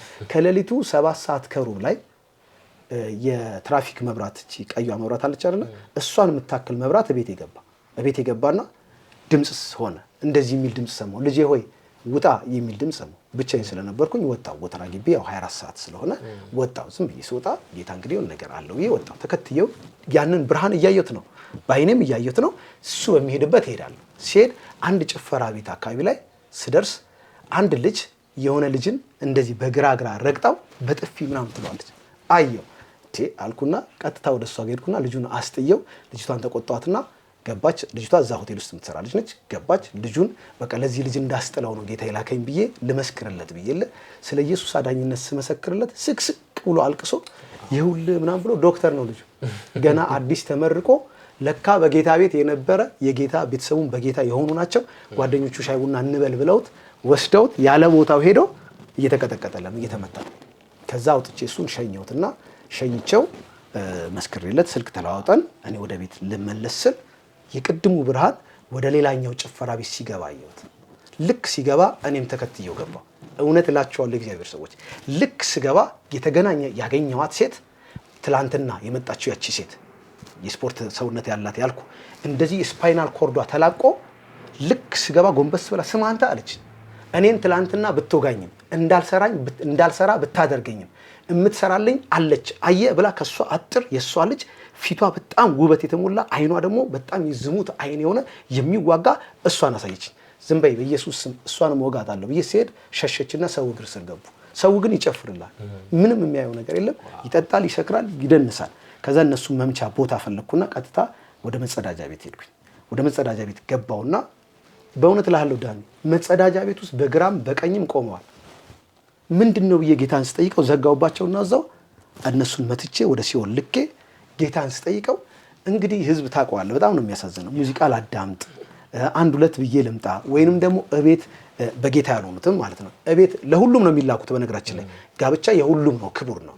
ሁሉም ጋር ነው የሚላኩት። እነዚህ ባኦልና አስታሮት ሲላኩባቸው ወይን ጠብ ይጀምራሉ፣ ወይን በሴቷ ወይን በሱ ጠብ ሲጀመር ወጣ ብዬ ልምጣ ይልና አንድ ሁለት ብዬ ልምጣ ብሎ ሲሄዱ ሙዚቃ ሲጠጣ ያው ቢራ ደግሞ በባህሪው ታውቃለህ ወደ መጸዳጃ ቤት ያሯርጣል። ሲሄድ እዛ ጋር ስሜቱን ይቀሰቅሱታል። ስሜቱን ቀስቅሰውት እዛ ችግር ውስጥ እንዲገባ ያደርጋል። ችግር ውስጥ ሲገባ ያው ችግር ደግሞ ሌላ ችግር አለ የተቀነባበረ ስለሆነ ሌላ በሽታ ደግሞ ይዞ ወደ ቤቱ ይሄዳል። እንደዚህ አድርገው ነው ትውልድን እየቀጡት ያሉት አጋንንቶቹ። እና ከዛ ጸልዬ ስመለስ ወደዛኛው ክፍል ስመለስ ሁለቱ ቅድም ያያቸው ኤልዛቤሎች የሉ። ሰውም ሙዚቃውን አቁሟል፣ ቁጭ ብሏል። ጸጥታው እግዚአብሔርን አመስግኜ ቀጥታ ወደ ቤቴ ገብቼ ተኛሁኝ። የሚገርም ነገር ነብይ መጽሐፍ ቅዱስ ሲናገር አንዱ እንደ 1000 ሁለቱ እንደ 10000 ያሳድዳሉ ይላል። መንፈሳዊ ነው ጋብቻ። በሁለቱ መሃል የሁለቱ አንድ ይሆናሉ ይላል እና ኃይል ትልቅ ኃይል አለውና ያንን ኃይል ደግሞ ጨለማ ዓለም ይፈራዋል ብዬ አስባለሁ። ብዙ ጊዜ አማኞች ማወቅ ያለባቸውና መረዳት አለባቸው ብዬ የማስበው መንፈሳዊ ዓለም ኦቨርታይም እንደሚሰራ ነው የሚገርም ነው። እና ባለፈው ስለ ግምጃ ቤት ምናምን ብለህ ስታወራኝ ነበርና እሱን ጥቂት እናውራ። ታንክ ዩ እግዚአብሔር ይመስገን። እንግዲህ እንዳልኩ እጮኛም ይሁን ባለትዳር እነዚህ ባኦልና አስታሮት አጋንንቶቹ ተልከውበት ካሸነፉት፣ በእርግጥ እግዚአብሔር እንዲሸነፍ አድርጎ የፈጠረው ሰው የለም። በወደደን በእርሱ ካሸናፊዎች እንበልጣለን። ካለማወቅ ግን ሊሸነፍ ይችላል ሰው። መጽሐፍ ቅዱስም ሲናገር ሕዝቤ እውቀት ከማጣቱ የተነሳ ጠፍቷል ይላል። አየህ፣ ሊያጠፉት ይችላሉ። ስለዚህ እነዚህ አጋንንቶች ወስደው የት ነው የሚከቱት? ግምጃ ቤት ውስጥ ነው። የሰው ልጅን እጮኛሞች ልክ ከወንዱ ስትለያት ሴቷን ወይንም ወንዱን ግምጃ ቤት አለ። መንፈሳዊ ዓለም ግምጃ ቤት፣ አካላዊ ዓለም ግን የራሳቸው የገቡበት ሁኔታዎች ውስጥ ይገባሉ ሰዎች። ግምጃ ቤቱ ምንድነው? እንዴት አየኸው ካልከኝ፣ ግምጃ ቤቱ በአንድ ወቅት እኔ ላይም ተልከው ነበር። እነዚህ አጋንንቶች ተልከው በወቅቱ ብዙ አንዳንድ ማሟላት ያለብኝን ነገሮችን አላሟላውም ነበር ለቤቴ ለልጆቼ። በዛ ሰዓት ላይ ትንሽ ችግር ነበር ቤት ውስጥ እና አንድ ቀን ህልም አየሁ። ህልሙ እንዲህ ነው። ህልሙ ከጥልቅ አጋንንቶች መጥተው የኛን ቤት ይፈልጉታል ያያሉ። እና ሲያዩ እኔ ጋም ችግር አጡ፣ ትጂ ጋም ችግር አጡ። ሲያጡ በጣም ይናደዱና ወደ ሆነ ቦታ ላይ ይሄዳሉ። ወደ ሆነ ቦታ ላይ ሲሄዱ እዛ ያንን ሰው እነዛን ሰዎች ያገኟቸዋል። አግኝታቸው እነሱ ውስጥ ሐሳብ ጨምሩ። ሐሳብ ሲጨምሩ እነዛ ሰዎች ትንሽ በስጨት ይሉና ይሄ ልጅ ራይ ያለ አገልግሎት እያለ ቲጂንና ልጆቹን ጎዳ የሚል ሐሳብ ያስባሉ እነዛ ጓደኞቼ ማለት ነውና ከዛ ወደዛ ሐሳብ የጨመሩባቸው አይቼ እናፋታው ካልሆነ ይፋቱ በቃ እሷም የራሷን ህይወት ትኑር ምናምን ብለው ሌላ ታግባ አይነት ነገር ሲያወሩ ሰምቼ ነቃው። ተሳስቻለሁ እኔም እዚህ ጋር አልመተዋቸውም። ተነስቼ በጣም ትንሽ ሀዘን ላይ ስለነበርኩኝ በሰዓቱ በአንዳንድ አይቼ ቲጂን ቀሰቀስኳት። ቲጂን ቀስቅሼ ቲጂ አደራሽ ምናምን ማለት ጀመርኩኝ። ግን እግዚአብሔር የሰጠኝ እንድመታቸው ነበር። ጠላትን ከፊት አውጥቶ አጥፋው ይላል በሚለው ነበር። የሚገርም ግን ያ ነገር ተከናወነ ማለት ቲጂ ወደ ሆነ ቦታ ላይ ሄዳ በቃ ስራ ይጀመር በሚል ሐሳብ ልጆቹም ከሷ ጋር ሆነው እኔ እዚህ እንዳገለግል አይነት ነገር ስታወራኝ እኔ ብዙም ደስተኛ አልነበርኩም። ሄደች እንዲህ ነው ያለች እንዳኔ የሚገርመን አሁን እኛ እንችለዋለን ግን ልጆቹ አልቻሉትም። ልጆቹ ቢያንስ ምግብ ያስፈልጋቸዋል የሚለውን ሐሳብ ስትነግረኝ ያው የሚያሳምን ይመስላል ሐሳቡ፣ ግን የእግዚአብሔር ሐሳብ አልነበረም በሰዓቱ። ከዛ እኔም ፍቃደኛ ሆኜ ሸኘሁኝ። ሄደች። ግን የሚገርም በሶስተኛው ቀን ደውላ ቲጂ አንዳንድ ሐሳብ ስትነግረኝ ያን ሐሳብ ስትነግረኝ ሐሳቡ ምንድነው ያው እዛ ስራ ልጀምር የሚል ሐሳብ ነው። እና ምን ትላለህ ስትለኝ ዶክመንት ይላክልኝ ስትለኝ ህልሙ ትዝ አለኝ። በቃ ካልጋይ ላይ ወርጄ ማልቀስ ነው የጀመርኩት። ቲጂን እኔ ፍቃደኛ አይደለሁም በዚህ ባክሽ ቀን ይመጣልናል ምናምን ብያት ስነግራት አንተ እንዳልክ ምናምን ብላ ዘጋቸው። ከዛ ተንበርክኬ ስጸልይ አንድ ሐሳብ ሰጠኝ እግዚአብሔር። ያ የወጣው አሰራር ይፈጽመዋል ልጄ ሆይ ከመንፈስ ዓለም ላይ ካላስወጣቸው በስተቀር ይፈጽሙታል አለ። ታስታውሳለህ? በአንዱ አዳም ምክንያት ሞት ወደ ሰው ዓለም ገባ። ኢየሱስ መጥቶ አስወጣለን። ስለዚህ ያ የተላከብን አሰራር እንደሚፈጽሙት ሲያስረዳኝ ሳምንት ሄድኩኝ። ጠዋት ተነስቼ ወጣው ከሆነ ሱቅ ጁስ ወሰድኩልና በዱቤ ገዝቼ ይዤ የመጣው ነው። ፉት ያልኩኛችን አንድ ሳምንት ከቤት ሳልወጣ መጸለይ ጀመርኩ።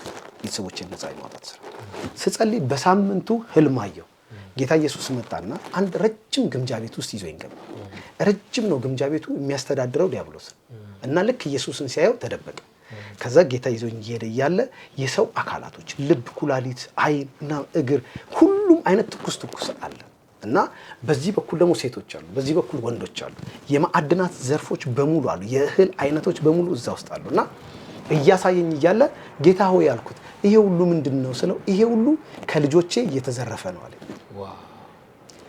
በጣም አዘንኩኝ። እነዚህስ ምንድናቸው ጌታ ሆይ ብዬ ጠየቅኩት። ሴቶቹና ወንዶቹ አብረው አይደሉም፣ ግንብ ነገር አለ። በዚህ በኩል ሴቶች፣ በዚህ በኩል ወንዶች ነው እንዳሉም አይተዋወቁም። አጥር ነው፣ እዚህ ጋር ወንዶች፣ እዚህ ጋር ሴቶች ናቸው። እነዚህ ወንድና ሴቶችስ ምንድናቸው ብዬ ስጠይቀው በምድር ላይ የተፋቱ መንፈሳዊ ዓለም ላይ መንፈሳቸው ግምጃ ቤት የገባ ነው አለ። ከዛ ጌታ ሆይ ለትውልዱ እንዳስረዳ እባክህ ቃል ስጠኝ ስለው ዳንኤል ምዕራፍ 1ን አንብብ አለኝና ነቃው።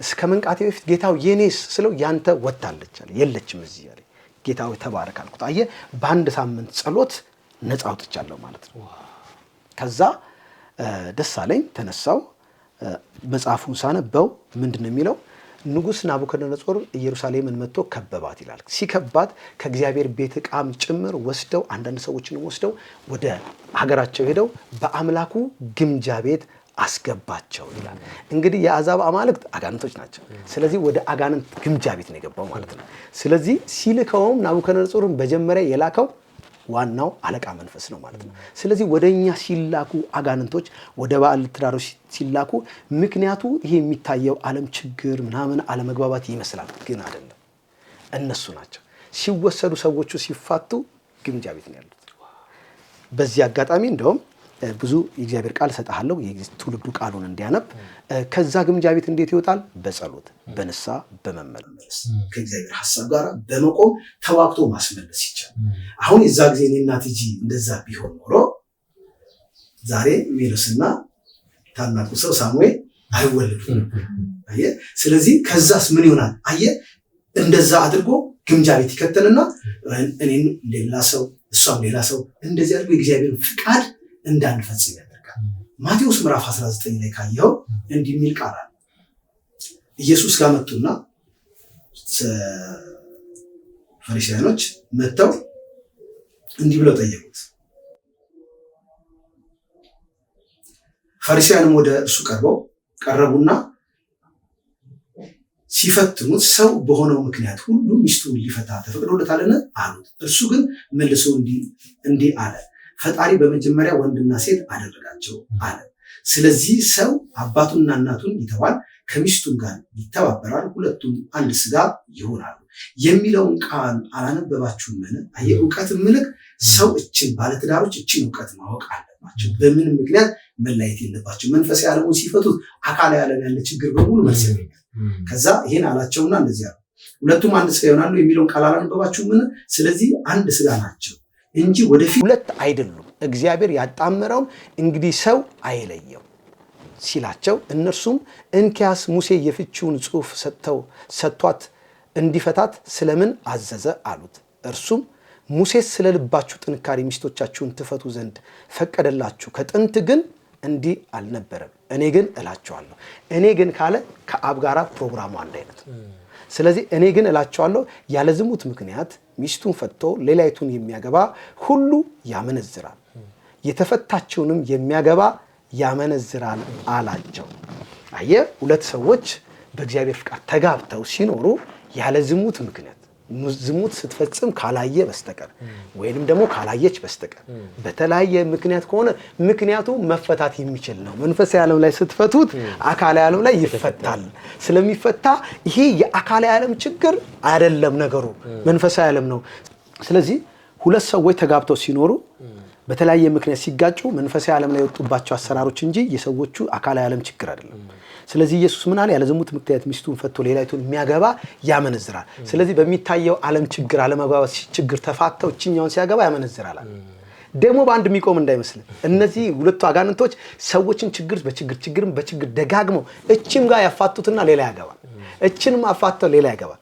እግዚአብሔር ይገስጸው ማግባቴው ጎል ለእግር ኳስ ምጡ ይሄኛው ግን ገብቷል አጋብቶ ከእግዚአብሔር ፍቃድ አርቀዋቸው ሰዎችን ስሜት ኮርተው ሰዎችን አንከራተው ልጆችን አንከራተው ችግር ውስጥ ይከቷቸዋል አፋታዋቸው ግምጃ ቤት ነው የሚገባቸው ግምጃ ቤት ከተዋቸው ግምጃ ቤት ማለት በእግዚአብሔር ፍቃድ ውስጥ የተጋቡ ሰዎች ተፋተው ሌላ ሲያገቡ ግምጃ ቤት ውስጥ ነው ያሉት እዚህኛው አካላዊ ዓለም ላይ ግን ፈታና አገባ ነው የሚባለው ግን አይደለም መንፈሳዊ ዓለም ግን ንግግሩ ትክክለኛው ቋንቋ ግምጃ ቤት ገብቷል የእግዚአብሔር ፍቃድ አይደለም ማለት ተግባባል ታንኪ የሚገርም ነገር ይሄን ፕሮግራም ያው ብዙ ወጣቶች የሚመለከቱታል ባለትዳሮች የሚመለከቱታል ብዬ አስባለሁና የአንድን ጉዳይ ችግሩን ካወቀ መፍትሄው 50% ላይ ደርሳል የሚባል አባባል አለና ያው በጮኝነት ላይ ያሉ እንዲህ ደግሞ በትዳር ውስጥ በጋብቻ ውስጥ እንዴት እንፍታው እንዴት ይስተካከል እንዴት እንወቀው ይሄን ዕውቀት እንዴት ነው የሚስተካከል በጣም ጥሩ የሚታወቀው በዮሐንስ መልእክት ምዕራፍ 2 ላይ እንዲህ የሚል ቃል አለ ልጆቼ ሆይ ኃጢአትን አታድርጉ ኃጢአትን ብታደርጉ በአብ ዘንድ ጠበቃ አላችሁ የልጁም የኢየሱስ ክርስቶስ ደም ከኃጢአት ሁሉ ያነጻል ስለሚል ቶሎ ጮኝነት አካባቢ ስህተቶችን ቢኖሩ ቶሎ ብሎ ጥፍ ብሎ የመንፈስ አሰራር መሆኑ ገብቶት መንከራተትን ለማቆምና ብዙ ጥፋቶችን ለማቆም ንስሐ መግባት በክርስቶስ ኢየሱስ ደም መታጠብ ከታጠበ በኋላ ግን መንፈሳዊ ዓለም ላይ መረጃ አለባቸው። መረጃ አለ። ሪከርድ እኛም እናደርጋለን እንኳን አጋንንት ይሄ የሚታየው ከማይታየው እንደሆነ አታውቀውም ምን ይላል? የማይታየው ዓለም ላይ ሪከርድ አለ። ሰዎች ንስሐ ገብተው ራሱ ተደጋግሞ የሚጥሏቸው ለምን መሰለ? ሪከርዱ አለ። ሪከርዱ ስላለ ያነቡባቸዋል። ሊጸልዩ ሲሉ ያንን ያነቡባቸዋል። ከዛ ይነሳሉ ጥለው ቸርች ሌሎች ይወቀሳሉ፣ ይከሰሳሉ። መውቀሳና ክስ ይለያል። ወቀሳ መንፈስ ቅዱስ ወቅሷቸው ወደ ንስሐ መልሷቸዋል። በደሙ ታጥበዋል። ከዛ ክስ ይመጣል። ክስ በነገራችን ላይ በህይወት መኖርህን የሚያሳውቅ ጉዳይ ነው። መከሰስ ከነሱ ሲስተም ወጣል። በደሙ ታጥባል። ግን መንፈሳዊ ዓለም ላይ መረጃን ማቃጠል አለባቸው። መረጃ በምንድነው የሚቃጠለው ካላችሁኝ በመንፈስ ቅዱስ እሳት ነው። በኢየሱስ ደም የኢየሱስ ደም ለኛ ነው። በኢየሱስ ደም ታጠብን። ከዛ በጸሎት ደግሞ በጠላት እጅ ላይ ያለ መረጃ እዚህ ከተማ ላይ እዚህ ቦታ ላይ እንደዚህ ከንትን ጋር ምናምን ያለ በኢየሱስ በመንፈስ ቅዱስ እሳት የተቃጠለ ይሁን ስንል ይቃጠላል። ይሄን በምን አገኘው ካልከኝ አስታውሳለሁ አንድ ልጅ እንደዚህ ችግር ውስጥ ገቡና ሰዎች ደወለችና ከመደወሏ ሳትደውል እኔ አየውና አንዳንድ ችግር ውስጥ ገብታ ባሏ ጋር ሊያደርሰው ሲል መረጃ ይዞ ሊያደርሰው ሲል አየውኝ በህልሜ። ከዛ አየውትና ነቃው። ምንድነው ጌታው ብዬ ስጠይቀው ንገራት አለኝ። ደውዬ ነገርኳት። ሌላ ሀገር ነች። ደውዬ ስነግራት እንዲህ ነገር አየውኝ፣ እባክሽ መደባበቅ አያዋጣም፣ ግልጽ አውሪኝና መብቴ ሊመጣ ይችላል። እግዚአብሔር ያሳየኝ እኔ እንዲዘገነነኝም አንቺን እኔ ጻድቆኛ አንቺ ጥሩን ኃጢአት ውስጥ እንዳለሽ ሚስጥር ሊያወጣ አይደለም ግን ለመብቴ ነው ስላት ግልጽ ወረችልኝ ማለት ነው። ከዛ ምን ላድርግ ስትል ንስሐ ግቢ። እዛው በስልክ ንስሐ አስገቧት። በኢየሱስ ደም እንድትታጠብ ካረኩኝ በኋላ አሁን ምንድነው ማድረግ ያለብኝ? መረጃ ውስጥ ባክ እንዳይደርስ እሱ ጋር እንጸልያለን፣ እግዚአብሔር መብት ያሳየኛል አልኳት። ተለያየ። የሚቀጥለው ቀን ላይ ህልም አየሁ። የእግዚአብሔር መልአክ ተልኮ ከሰማይ በእውነት ነው ምን ከዛ ከጣላትም ሰውዬ ጭንቅላት ከሷም ጭንቅላት ከጠላትም እጅ ላይ በመንፈስ ቅዱስ እሳት ተቃጥሎ ባዶ ሆኖ ነፃ ሆነው አየሁ። የሚቀጥለው ቀን ደውዬላት ነገርኳት። ይሄ ዕውቀት ገባኝ ማለት ነው። አየ ንስሐ ስንገባ በኢየሱስ ደም ስንታጠብ መንፈስ ቅዱስ ደግሞ ይረዳናል። ፋይር አይደለ ራሱ መንፈስ ቅዱስ በመንፈስ ቅዱስ እሳት መረጃ በእንትን ከተማ ላይ በእንትን በኩል ያሳተኝን ጠላት በጠላት እጅ ላይ ያለ መረጃን በእግዚአብሔር እሳት አቃጥየዋለሁ ስንል ሲቃጠል ሰዎቹ እነሱ ማቁት የሚጠፋ ክብር ለእግዚአብሔር ይሁን። የከነበሩበት ችግር ይወጣሉ። በፍጥነት ነው የሚወጡት። የኢየሱስ ደም አለልን። አየ የአዲስ ኪዳንና የብሉይ ኪዳን ልዩነት በብሉይ ኪዳን ሳምሶንን ከጣለችው በኋላ ካየ ደሊላ ጣለችው ነው የሚለው። ልክ ስትጥለው ደሊላ አይደለም የላጨችው ጠራች ነው። አንድ ፍልስጤማን ጠራች። ከዛ ሰባቱንም ጉንጉን ቆረጠው ነው የሚለው። አየው ሰዎች ኃጢአት ሲሰሩ ቅድስናችንን ኃይላችን፣ ዕውቀታችን፣ ጥበባችን፣ በረከታችን ሁሉ ይወሰዳል። አይ ሌላ ነው። እሱ አይደለም የቆረጠችው። አንዳንድ ሰዎች እሱ አይቆረጠች የሚመስላቸው እሱ አይደለችም። ጠራችው ይላል። አንድ ፍልስጤማዊ መጣና በተኛበት ሰባቱንም ጉንጉን ቆረጠው ይላል። ከዛ እሷ ምንድነው ያለችው? መጡን ለፍልስጤም ስትል እንደ ቀድሞ መሆን ሲሞክር እግዚአብሔር ኃይል ከሱ ተለይቷል ይላል። ክብር ለኢየሱስ ይሁን። አያችሁ የኢየሱስ ደም ግን በአዲስ ኪዳን በብሉይ ኪዳን ይሄ እድሉ የለም። እድሉ ምን ነበር? አንድ የለመነ አብሮ መሞት ነው አይደል? ታስታውሳለህ? 3 ሰዎች ሞቱ። ኃይል አንዴ ባክን አስበኝ ያለው እግዚአብሔርን አንዴ ሲያስበው ፓወር ሲሰጠው ያንን የተታሰረበትን ኮለኑን ሲገነድሰው ጠቅላላ ወደቀ። እነሱ ላይ ኮንስትራክሽን ወደቀ። እነሱ ሞቱ፣ እሱም ሞተ። በአዲስ ኪዳን ግን እድል አለ። የኢየሱስ ደም አለ። ይሄን ስለ ያበረታታው አይደለም። ኃጢአት ጎጂ ነው፣ ብዙ ነገር ያዘርፋል። ግን እድል አለ። የኢየሱስ ደም ታጥበን በመንፈስ ቅዱስ ተነድተን በጠላት እጅ ላይ ያለውን የክስ ፋይልን ማቃጠል ስናቃጥልባቸው በእውነት ነው ሙላችሁ እንደገና እንነሳለን። ክብር ለእግዚአብሔር ይሁን። በጌታ በኢየሱስ ስም ለወደቁ እንደገና መነሳት ይሁን። የእግዚአብሔር እሳትን ለቀቀን። የኢየሱስ ደም መንፈስ ቅዱስ ጠቁማቸው። ሃሌሉያ ታንክ ዩ እግዚአብሔር ይመስገን። በነገራችን ላይ ሶሪ እባክህ ከግምጃ ቤት ያኔ ትወጣለች። እንደዚህ ሲያደርጉ ሲዋጉና ሲያቃጥሉ ከግምጃ ቤት ሴቷ ትወጣለች። የትም ዓለም ብትሆን ይቅርታ እባክህ ተሳስቻለሁ እንደገና ወደ ድሮን መልስ ነው የሚባባሉት። ከግምጃ ወንዱም እንደዛ ወጥቷላ። ስለዚህ ሴቷ አጥብቃ ትጸልይ። ወንዱ ከተወሰደባት ባሏ ከተወሰደባት ሚስት ከተወሰደባት አጥብቆ ይጸልይ። አጥብቆ ሲጸልይ ሰው ያስፈልገዋል፣ ወዳጅ ያስፈልገዋል፣ ጓደኛ ያስፈልገዋል። ታስታውሳለህ በመሳፍንት ምዕራፍ 1 ላይ ከ1 እስከ 7 ላይ ኢያሱ ከሞተ በኋላ እግዚአብሔር ማን ይውጣ ከፊታችን ብለው ሲጠይቁት እግዚአብሔርም እንደዚህ ያለ ይሁዳ ይውጣ ነው ምድሪቱን በእጁ አሳልፌ ሰጥቻለሁ ሲል ይሁዳም መንፈስ ዓለም 10,000 እንዳሉ ስለገባው ወንድሙን ሰሞኑን እባክህ ከኔ ጋር ውጣ የኔን ድርሻ አስይዘኝ ያንተን ድርሻ ደግሞ መልሼ አስይዣለሁ በሚል ሐሳብ አብረው ወጡ 10,000ን ገደሉ በቤዚቅ አዶኒ ቤዚቅን አገኙትና ወቅተው ገደሉት ክብር ለእግዚአብሔር ይሁን ስለዚህ ምን ልል ፈልጌ ነው ሰው ያስፈልጋል በአዲስ ኪዳን በክርስቶስ ኢየሱስ ደም የተዋጁ ሁሉም ሰዎች አንተ እኔ ጋር ችግር ካለ እባክህ አግዘኝ ስለ አብረን ስንጸልይ እንደመሳለን ከግምጃ ቤት የኔ የሆነውን ነገር በሙሉ ማስወጣት እንችላለን ከዛ ሰላማዊ ኑሮ መኖር እንችላለን እግዚአብሔር ይመስገን አሜን በጣም ድንቅ ነው እዚሁ ላይ ግን አያይዘህ አንድ ነገር እንድናነሳ ፈለኩ በጣም በአለማችንም ያው በሀገራችንም ደግሞ እየተበራከተ መጥቷል የተቃራኒ ጾታ ጋብቻ እዛ ላይ ምን ትላለህ ነብይ ጌታ ኢየሱስ ይባርክ ጥሩ ሐሳብ ነው ያነሳው በነገራችን ላይ እግዚአብሔር ክብሩን በመድራችን ይገልጣል ይሄን በተቃራኒ ጾታ ላይ የሚሰራውን መንፈስ እግዚአብሔር አሳልፎ ይሰጠናል ይሄ ምን መሰለ ባኦልና አስታሮት የሚባሉት ቅድም ያልኩ ሁለቱ አጋንንቶች በሰው ዓለም ሰው ውስጥ ገብተው እየኖሩ እነዚህ ተቃራኒ ጾታ የተጋቡ ሁለት ሴቶች የሰው ዓለምነታቸውን ትተዋል የሰው ዓለምነታቸው መተዋቸው መታቀውበት መረጃ ልንገር እናትና አባት እኮ አላቸው እነዚህ ሰዎች እህት ወንድም እኮ ጓደኛ ፍሬንድ እኮ ነገር እኮ ያጸይፋል ግን ታይዘዋል እነሱ አይደሉም ባኦልና አስታሮት መጡና ሁለት ሴቶች ውስጥ ገቡ የተጋቡት ባኦልና አስታሮት ናቸው በአካላዊ ዓለም ላይ ሰው ግን ሁለት ሴቶች ተጋቡ ይላል ሁለት ወንዶች ተጋቡ ይላል የተጋቡት ግን ባኦልና አስታሮት ናቸው ስለዚህ እነዚህን ምንድነው የምናደርገው ካልክ እነዚህን በተከፈተ አይንና በእግዚአብሔር ቅባት ጉልበት ጩና ውጣ ስትለው ከሁለቱ ሴቶች ሲወጡ ሁለቱ ሴቶች ወደ ባሎቻቸው ይሄዳሉ ሁለቱ ወንዶች ወደ ሚስቶቻቸው ይሄዳሉ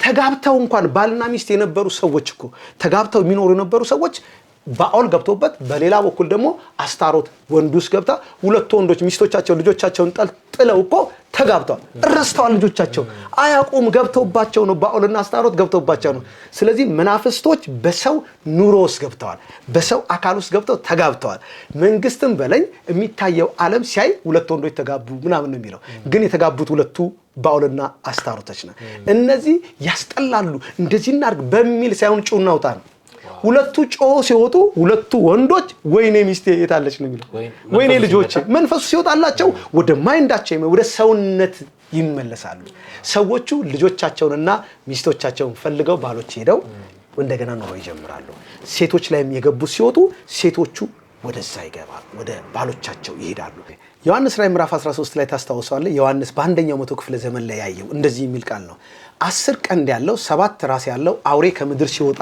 አየሁት አለ 10 ቀንድ መውጊያው ነው 7 ራስ የሚለው ይሄ ዓለም የሚመራበት ማለት ሀገር የሚመራበት የሰባቱ ተራሮች ተራራ ማለት ከፍታ ማለት የሐሳብ መወሰኛ ቦታ ማለት ነው የፖለቲካ ተራራ የኢኮኖሚ ተራራ የቤተሰብ ተራራ እና የሚዲያ ተራራ የአርት ተራራ የእውቀት ተራራ የሃይማኖት ተራራ የሚባሉት ናቸው አሁን ግን እያወራን ያለነው ስለ ቤተሰብ ተራራ የቤተሰብ ተራራ ላይ ወጥተው የያዙ አጋንንቶች ባኦልና አስታሮቶች ቤተሰብ ተመስርቶ ሰዎች ተወልደው ልጆች ተወልደው ለሀገር እንዳይጠቅሙ ለቤተክርስቲያን እንዳይጠቅሙ የሚያደርግበት አሰራር ስለዚህ ይሄ አሰራር ከወጣ ቆይቷል አሁን መመለስ አለበት በእግዚአብሔር ልጆች ማለት ነው ስለዚህ እነዚህ አጋንንቶች ባኦልና አስታሮት ወጥተው ይሄ ቅድም በመጀመሪያ ላይ መግቢያ ላይ ብያለሁ የባህሪ ጾታ የተቀየረላቸው አጋንንቶች ሁለት ውስጥ ገብተው ሲኖሩ ሁለቱ የተጋቡ ሁለቱ ናቸው እንጂ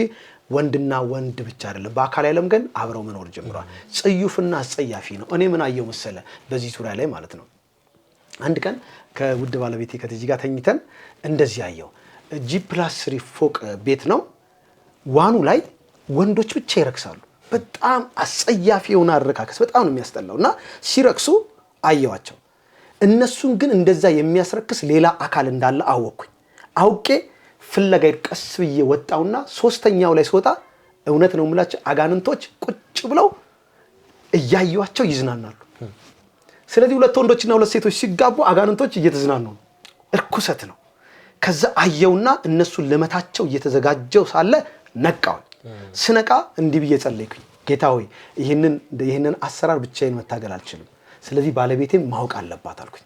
እባክን ጌታዬ ብዬ ጭንቅላቷ ላይ ትጂ ላይ እጄን ጫንኩና አባቶ ይሄን ሚስጥር ግለጥላት ስል ከአንድ 5 ደቂቃ በኋላ እየጠበቅኳት ሳለ በኢየሱስም ብላ ብድግ አለች።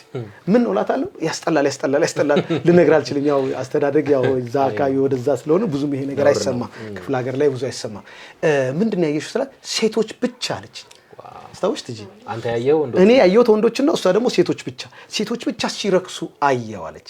ኦኬ ስለዚህ ምንድነው ይሄ ነገር እንድንሰራበት እንድንጸልይ እንድንዋጋ እንድንመታላቸው እግዚአብሔር ፈልጓል ማለት ነው አልና መጸለይ ጀመር። ስለዚህ ወደ መብቴው ስመጣ በዚህ ዙሪያ ላይም የተቃራኒ ጾታ ጋብቻ የሚሉት የሰው ጋብቻ አይደለም፣ የአጋንንቶች ጋብቻ ነው።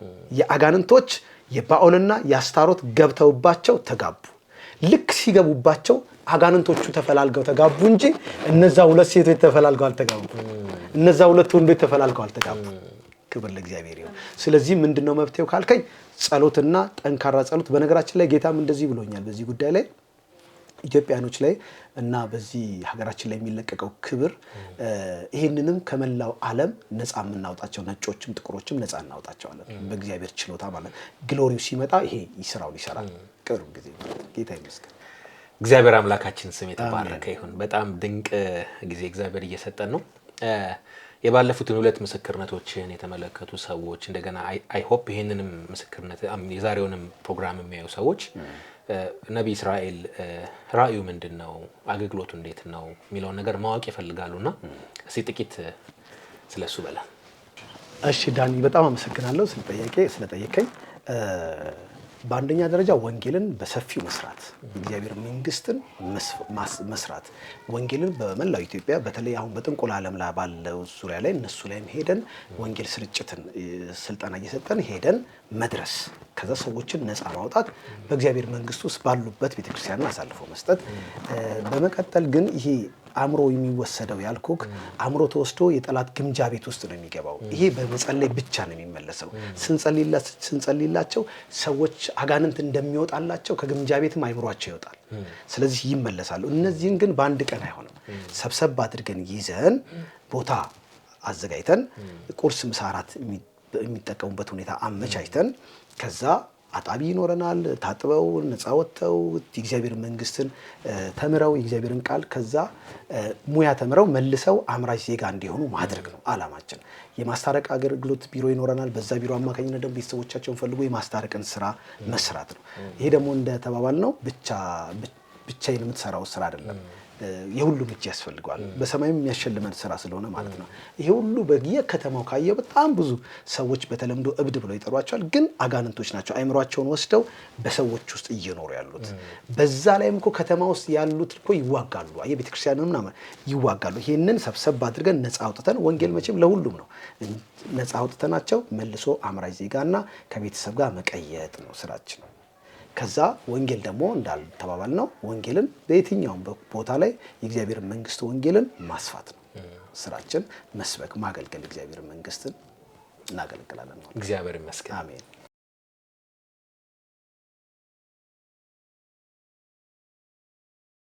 የእግዚአብሔር አምላካችን ስም የተባረከ ይሁን። እንግዲህ ቅዱሳን እንደተመለከታችሁት ነው። ሁለቱንም ምስክርነቶች ሰምታችሁ እንደተባረካችሁ እንደታነጻችሁ ነግራችሁኛ። እኔም ጋር ብዙ ስልኮች ብዙ ቴክስቶች ደርሰዋል። እንደገና አንተም ጋር ብዙ ስልኮች ደርሰዋል መሰለኝና በጣም ብዙዎች የምትጠይቁት ጥያቄ የት እናገኘዋለን፣ እንዴት ነው የምናገኘው፣ እንዴት ነው መገልገል የምንፈልገው የሚለው ነው። ቁጥሩ አለ ከታች አስቀምጠንላችኋል። በሱ ዋትስአፕ ላይ እሱን ማግኘት ትችላላችሁ። እንደገና ደግሞ ሌላ የቴሌግራም ግሩፕ ስም አለ እዛ ላይ ከታች ስክሪን ላይ እሱም አለ። እሱን ጆይን በማድረግ የ24 ሰዓት የጸሎት ግሩፕ እያቋቋመ ነው ነብይ እስራኤል። ከሱ ጋር ሆናችሁ የእግዚአብሔርን ቃል ማጥናት፣ ማንበብ፣ መካፈል፣ መጸለይ ትችላላችሁ ማለት ነው። እሱ እንድታደርጉ ይሁን። ሌላው የዚህ የጉብኝት ፕሮግራማችን ዋነኛ ዓላማው ወንድሞችን ማገዝ፣ ማጽናናት፣ ማበረታት ነውና ይሄን ፕሮግራም ከሱ ጋር ስናስብ መተን ጎብኝተነዋል። እንደምታዩት ነው። ትንሽ ወንድማችን አሁን ያለበት ሁኔታ ጥሩ አይደለም። እንደምታዩት ከ4 ልጆች ጋር ነው ያለው። ጥቂት የኛን እገዛ የኛን ድጋፍ ይፈልጋልና በአገልግሎቱም በኑሮም ቀኛችንን እንድናበረታ አበረታታችኋለሁ። ከታች አካውንቱ አሁንም ከታች አስቀምጥላችኋለሁ። በዛ ያነሰ በዛ ሳንል የምንችለውን ሁሉ ያቀማችንን በማድረግ ወንድማችንን መደገፍ አለብን ብዬ አምናለሁ። እኛ እንደ ፕሮግራም ስንመጣ ሰዎች ጋር ዝም ብዬ ጓደኞቼ ጋር ደወል አደረኩኝና አወራኋቸው ስለ ነብይ እስራኤል።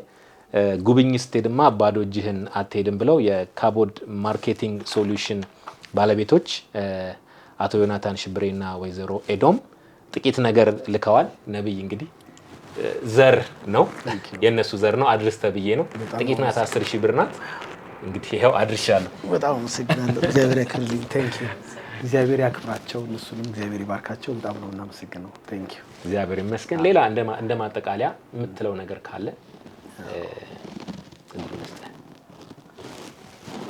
እንደ ማጠቃለያ የሀገራችን ችግርን በጣም መፍታት የምንችለው በጸሎት ነው፣ የሀገራችንም የዓለማችንም። ስለዚህ ቅድም እንዳንተ እንዳልከው እግዚአብሔር ሰው የ24 ሰዓት የጸሎት ቡድን በ8 ሰዎች በጣም እያደራጀው ነው።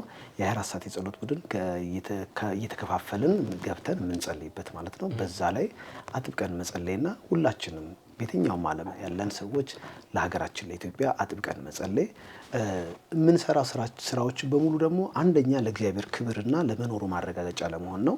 ለሰው ልጆች ለወደቁ ሰዎች መነሻ እንዲሆን ነው። ለሰይጣንና ለመንግስቱ ደግሞ መፍረሻ እንዲሆን ነው። ስለዚህ በዚህ ሐሳብና በዚህ እሳቤ ነው የምናገለግለው። እግዚአብሔር ይረዳናል።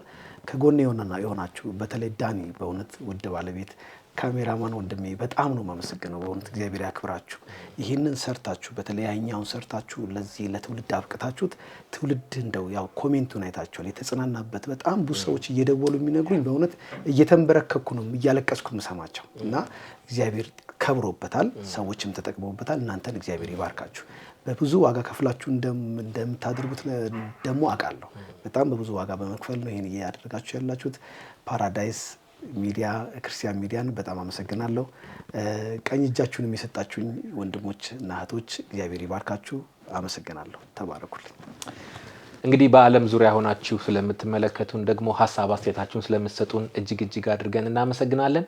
ፕሮግራሞቹን ሁሉ እያዘጋጀውላችሁ ወደ እናንተ ማቀርበውን የወንድማችሁ ዳንኤል ጥበቡ ነኝ። በቀጣይ ፕሮግራም እስከምንገናኝ መልካም ጊዜ ይሁንላችሁ።